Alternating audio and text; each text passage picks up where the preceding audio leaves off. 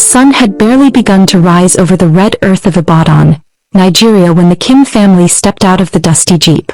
Pastor Kim, his wife Unisio, and their 9-year-old son Duri had journeyed across continents, guided by faith and compassion, to bring hope to forgotten corners of the world. The village was quiet, save for the laughter of barefoot children weaving between broken huts and rustling palm leaves. Amidst the sea of unfamiliar faces, one little girl stood out. She was 5 years old, slender, barefoot, with skin kissed by the sun and a wild sparkle in her eyes. Her name was Rose. While other children shyly kept their distance from the foreigners, Rose marched right up to Duri, grinning from ear to ear as she held out a tattered doll. Despite the language barrier, something unspoken passed between them. By the afternoon they were inseparable, playing with sticks and stones, splashing in the shallow river, and sharing roasted maize beneath a mango tree.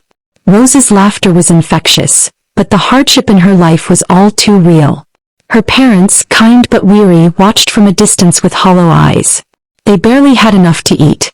Her mother approached the Kims later that week, her voice trembling as she explained that they loved their daughter dearly, but they could no longer give her the future she deserved. She spoke of dreams she once had, of education, health, and hope, now slipping beyond reach. Una wept that night, cradling her own son as he slept. Pastor Kim prayed long and hard. The idea of adoption had never crossed their minds before, but the bond between Duri and Rose was undeniable, and something in their hearts whispered that this was more than coincidence. It was destiny. The decision wasn't easy. There were forms, permissions, and countless questions. But through tears and farewells, Rose's parents entrusted her to the Kims with the most heartbreaking gift of all, faith that their daughter would have a better life. 2 months later, the Kim family landed in Incheon, South Korea. The air was colder, the streets brighter, the culture unfamiliar.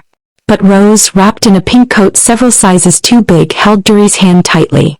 And just like that, her new life began, not as a guest, not as a stranger, but as a daughter. Years passed like petals drifting on a spring breeze. Rose, once a barefoot child from a forgotten village, blossomed into a striking and intelligent young woman. Her Korean was now fluent, her grades top of her class, and her beauty, natural and effortless, turned heads in every hallway she walked down. Yet no matter how far she came, her heart remained rooted in the home that gave her a second chance. And in that home there was Duri. To the world they were siblings. But to Rose it was never that simple. From the time she was 10, she'd watched how he stood up to bullies who teased her for her skin or her origins. How he skipped school once to walk her home when she was sick. How his silent presence beside her always felt like safety. As she grew older, those feelings deepened, shifting from gratitude to admiration, then from admiration into a quiet yearning she couldn't ignore. Duri, now a lean and confident young man with sharp features and a quiet strength, remained a steady force in her life. But his warmth toward her always stopped at the edge of something unspoken. He called her little sis, ruffled her hair, protected her from heartbreak, but his eyes never lingered. His arms never held her longer than necessary. He knew she loved him. He felt it. And still he said nothing. Then there was Andrew Lee, the crown prince of Korea. Duri's best friend since middle school. Elegant, composed, and wealthy beyond comprehension, Andrew was the golden boy of the empire. The royal palace, with its marble corridors and gold-trimmed balconies, was his playground, but all the privilege in the world couldn't prepare him for the moment he met Rose. It was at a school festival. She wore a soft blue hanbok, laughing at something Duri had said.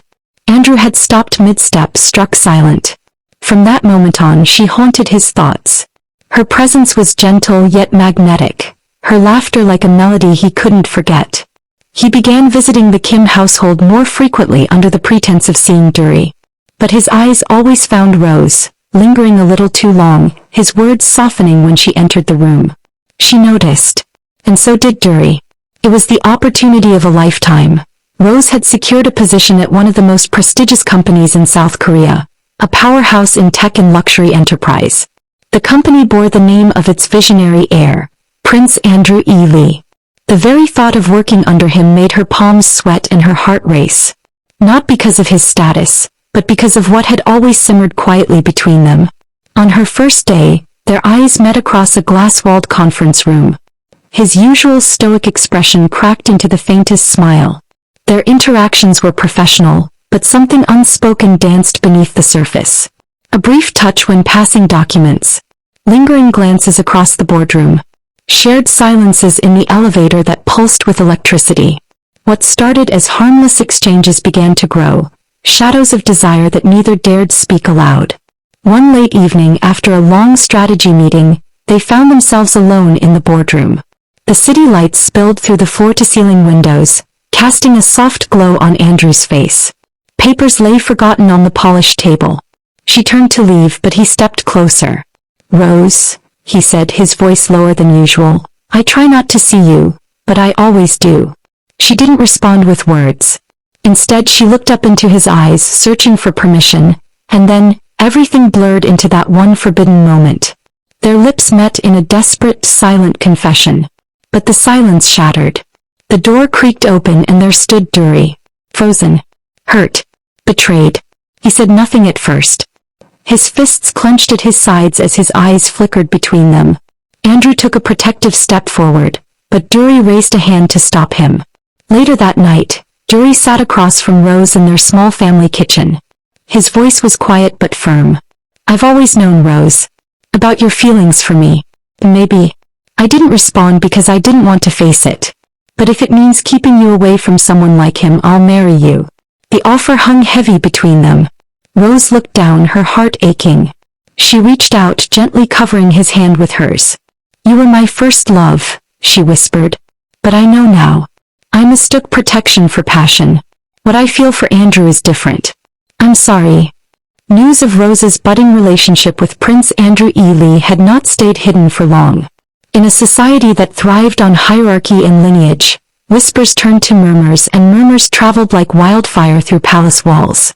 At the heart of the storm stood the prince's formidable aunt, Lady Minhua, an aristocratic matriarch known for her icy elegance and ruthless protection of the royal bloodline.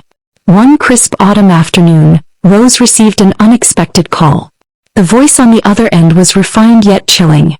"Join me for tea," Lady Min said. "There are matters we must discuss regarding your future." At a luxurious hammock nestled in the hills, Rose sat across from the woman who regarded her with disdainful calm. Delicate porcelain clinked as Lady Min sipped her tea, her words sharp beneath the softness of her tone. "You are beautiful, yes. Polite, I admit. But you are not one of us. You will never be accepted as his equal. And this fantasy. Leave him with dignity." Rose met her gaze steadily, respectful but unyielding. "With all due respect, ma'am, I love him, and he loves me." The words sealed her fate. 3 days later, just after sunset, Rose's home was invaded by a storm she never saw coming. Black cars pulled into the quiet street. Officials in dark uniforms stepped out, accompanied by Lady Min herself, wrapped in mink and flanked by private security. "I warned you," she said coldly. "You leave now, or you'll be removed." Dury stood frozen in the living room, eyes wide, heart pounding. His instincts screamed to defend her, but his mind was paralyzed by the weight of tradition and duty. Rose stood in the center of the chaos, clutching her documents, fear flickering across her face, but her chin remained high. Just as the officers moved forward to seize her, a commanding voice boomed through the doorway. "Step away from her." All heads turned. Prince Andrew E. Lee stood in the entrance, surrounded by palace guards in ceremonial black. His presence was fire and fury, a royal storm in tailored silk. "Anyone who lays a hand on her will answer to me." Gasps rippled through the room. Lady Min's composure faltered. The prince walked to Rose, placing himself between her and the threat. His hand found hers, steady and strong. "She is under my protection now." The tension that lingered in the air after the prince's dramatic intervention didn't dissipate easily. The officials retreated, Lady Min left humiliated, and the household returned to a strained silence. But Rose's heart was anything but calm. That night she asked Dury to meet her at the quiet park where they used to play as children, where laughter once echoed through swings and monkey bars under a Beijing sunset. He arrived just after dusk, his expression unreadable. Rose stood waiting beneath a tall ginkgo tree, her hands clasped tightly in front of her. As he approached, she turned to face him, her eyes soft but resolute. "Dury," she began gently, "I owe you more than I can ever put into words. You fought for me, protected me, and gave me a family when I had nothing. I thought, maybe that was love. Duri's shoulders tensed. I confused brotherly affection for something else, she continued, voice cracking. You were my world and I didn't understand the difference. But now I do. Duri looked away, jaw clenched. My heart belongs to Andrew, she said finally. What I feel for him, it's not confusion. It's not gratitude. It's love, real love. And I need you to understand that. He said nothing at first, his silence more painful than a scream. Finally he muttered, I would have married you. I know, she whispered. But only after he kissed me. Only after you saw it. You didn't fight for me when it mattered most. Not when they tried to take me away. You just stood there. Those words hit deeper than he expected. Duri's face twisted in shame. He opened his mouth to defend himself, but no words came.